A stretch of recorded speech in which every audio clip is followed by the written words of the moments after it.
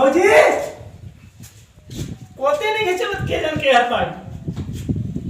देखा के पहिल उठ के आई हमर जाए के बाटे जान त कहां एगो ससुराली एगो हमर संगतिया के जाए कहा आ पोते नहीं खे ए भौजी ए जे बड़का हो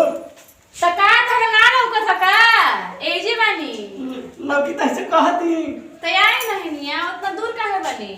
काहे इतना जरी बोला बतड़ो कुछ बात पका आ कुछो ना बहुते बात बाटे बहुत है हमके तो ऐसा सोचते हैं कि बहुत बात हो गई त आई उतना दूर काहे बानी डर लगता आई नो डर लगता बाबू आ जाए तो वो खड़े लगी हम अरे हम नथिए बुझो सा कुछ ना करी जी ऐसे- आई ऐसे मत कहो बोला बैठ के आंख डाल अब बोला बाबू अगर जान जी ना तो हमारा के बहुत बड़ा निमन लगता है वो सही में रोहू तो बड़ी निमन लगत नहीं रोहू घर कौन कौन की बड़ी खराब हमारा चाहता कि चापाकल में कूद के जान देते हैं ना ना ना ऐसे मत करी चापाकल में कूद के काहे जान दे जी इतना सुनर बानी भगवान जी इतना सुनर देले बानी चापाकल में कूद के जान देवे खातिर अब मन करता है कि भैया के जगह यहाँ पर हम ही हो गए रहती ना तो हो गए तारे से सदिया हम तो ये सोचता ही रही हम तो ये सोचता ही रही कि रा भैया होइए नहीं की तो वहां कोई बनी बाहर तो अपन बाहर माने रोटे तो हमनी के जा बानी जा तो दोनों पे हमनी के जा लहार लूट पी जा ठीक है ना कहते हो भजी ए भजी बाबू नहीं खाना ना वो बुढ़ा मुझे सब बहुत बटे खेती में तो चला 1 से 10 तक गिनती गिन लेके चल गिना ई का हो हम दूसरा गिनती कहते हैं वो पहाड़ थोड़ा नहीं कहते हैं तो अब कौन गिनती ए बाबू देखे ना तारा मन की राम से बच्चों घरे हरा ऐसे नहीं ठोकेला दूसरा कोई घर ठोकत हरा ना कोई आई तो मारे लगी तो का करबो कोई ना मारी कोई बोला तारा गाँव में खो तो वो खतरा लगी बढ़िया गांव में लड़की कमी पूरा गांव लड़की से भरल बाटे ओ लड़का के कमी बाटे तो हमारा लिया चला ना अब हम सोचते इस पहिल रोड के यही तो ठीक है बाबू हमें डर लगता है आ जाए तो उखाड़े लगी का उखाड़ दी है पीछे वाला के सिस्टम का हिला दी मार मार के ए बाबू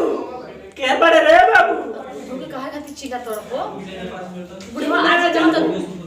कुछ काम मांग कर ले ना पैसा पड़ी मांगे बचाई और देख ली बुढ़वा ने तो झूठ खाली बवाल कर दी बवाल करे ना दा बाबू के ना पते ना अरे तोहरा हमरा से प्यार नहीं खे अब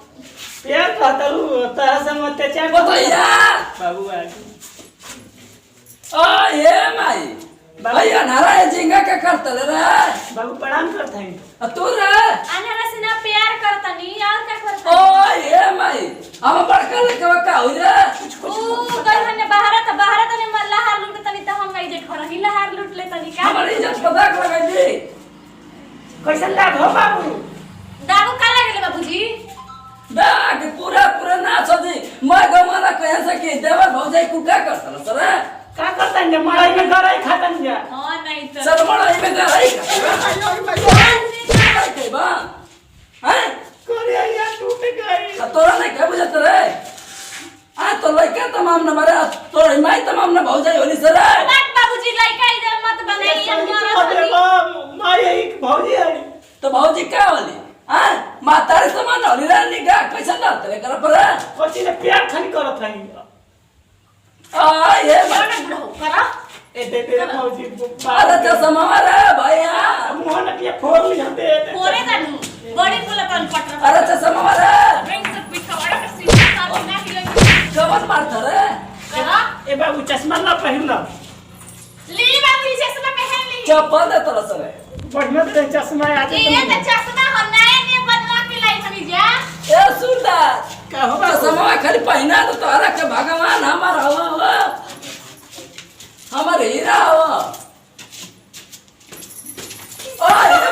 भागो भागो ओए रे भगवान ओ ये माई हम बनी पलवी सिंह हमने के अपन टीम और वीडियो दिखाई के संदेश रहल कि मरद नहीं खन तब देवर से हम लोग करत हैं कोन गांव या समाज में हो तटे वही हमने के वीडियो दिखाई नहीं है जा अगर वीडियो अच्छी लगी तो लाइक करें कमेंट करें शेयर करें हां यह सब के बारे में नमस्कार भैया हम त्रिभुवन फेंकिया है देख रहा बाबू फिल्मिया बाबू अत्याचार करता भौजी ले प्यार ना करे ना